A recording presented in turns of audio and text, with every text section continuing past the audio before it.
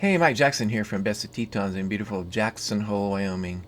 Hey, today I want to talk about using the color range mask that is in Adobe Lightroom Classic. It's been around for a little while now, and it's a very powerful tool. You can use it not only for the main mask, or you can also use it for adding or subtracting color range within one existing mask. So sit back, I think you'll enjoy it, and we'll talk to you at the other end. Okay, let's have some fun with this neon sign. It's a historical sign in downtown Jackson Hole, Wyoming. It's the old $1,000,000 cowboy sign with a bunch of neon. They've updated it now. It's not quite as pretty, I don't think. Anyway, let's do some work on it. I'll go ARF and do a little homework right up front. I'll crop that a little bit and double click, and then I'll get rid of my dust spot from my sensor. What I like to do, when a new project like this, first thing is I'd like to see what the selections do for me, see which ones I want. And so I check select subject, and let's get this back to some color that makes sense. You can toggle through all the different ones by holding the shift key down and just toggle through. Alright, I'm back to green. Let's keep on going. What you see here is when I do select subject, you can see that it spans some of these bridges, some of these openings here, all over the place really. So that's not a great selection, and it surprises you sometimes what it does and doesn't do. And Command Z or Control Z, I'm going to back out of that, and let me see what the sky does. Well, it did much better. I don't have all those, bridging here and here and here, but it didn't get here, here, and here. So, maybe that's the best I can do. But let's try one more. And so I'll Command Z, Control Z, and let's see what happens if I do color range this time. And I'll drag across a pretty good background. Well, it looks like it got everything. That's not what we want, but this particular one does have a slider, and what we're wanting to do, of course, is get the sky all in one mask if it's possible. And really it did a good job across the board. It's got a really nice mask, so yippee-i-o. So this is the one I would use. What I want to do to this is I want to think about making an opposite, an invert this and try to get a subject. And as long as I only have one adjustment up here, I can usually go down, click on that, and go down and hit the invert command. And now it gave me only the green parts here is now the subject. Since I had a really good mask over there, a surprisingly good mask, all I had to do is invert it. So let's carry on. Now we got basically a color range mask here. That's this one. And what I'll do here is I'll go ahead and call it subject with adjustments.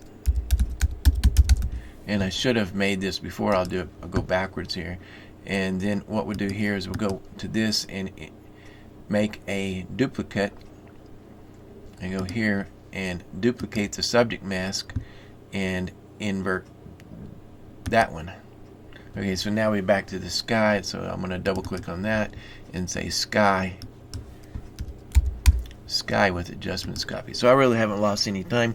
I just now have two different masks, one for the sky and one for the subject. And so voila.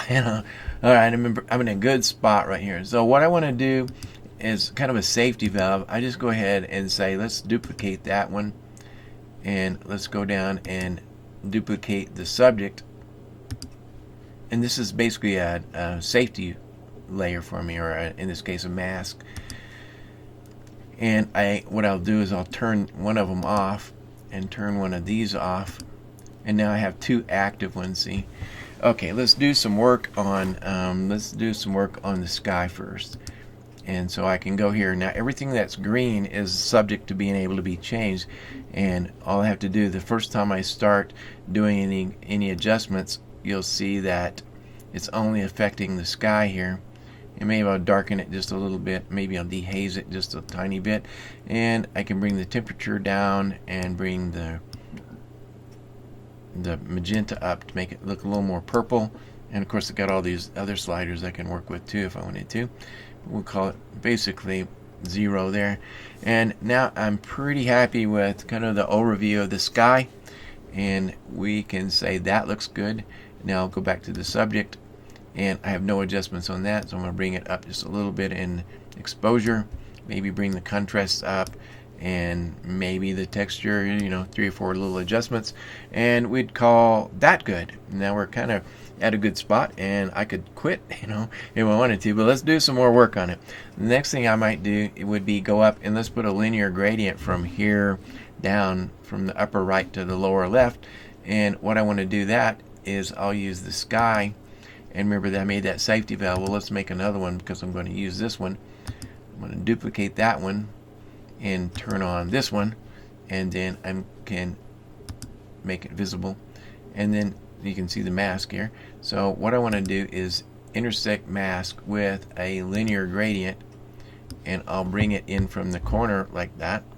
I can change the angle and the distance and all that, and let's make this one a little bit darker, and clarity, don't want to do too much clarity though, and let's say saturation, and make it even more red. And we're getting a fiery sky now. Okay, let's call that good. Now what we want to do is go back down and work on the Cowboy. Maybe he's a little bit too light here. I can do the same thing we did before. I'll go here, duplicate the mask. That gives me my safety mask. And on this one, I want to do some, turn it on, and I'll do an intersect mask. Let me make sure I'm doing this right. Yeah, intersect mask with brush.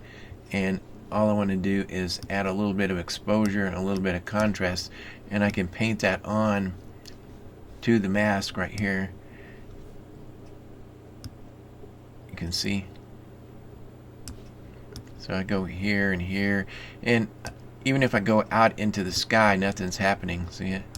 And I'll add a little bit of lightness to the bottom here.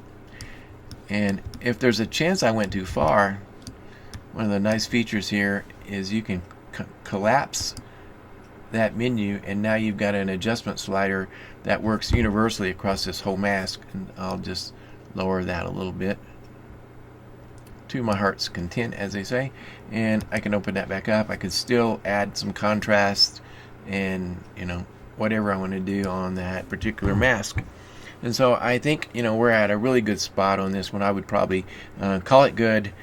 I'm trying to make this quick for you guys, but I might do a little minor detail here and there. I always can use the regular adjustment brush and go in and locally pick out a few things, but at least for now I got a nice spot. So I'm gonna, well, I think you can see that the color range mask tool in Lightroom Classic is actually fairly powerful.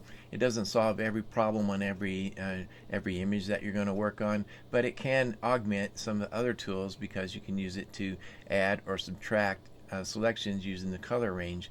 So hopefully got enough information off this video to do you some good, and check out some of the other videos. They will go into different angles of looking at the same tools, and we'll see you guys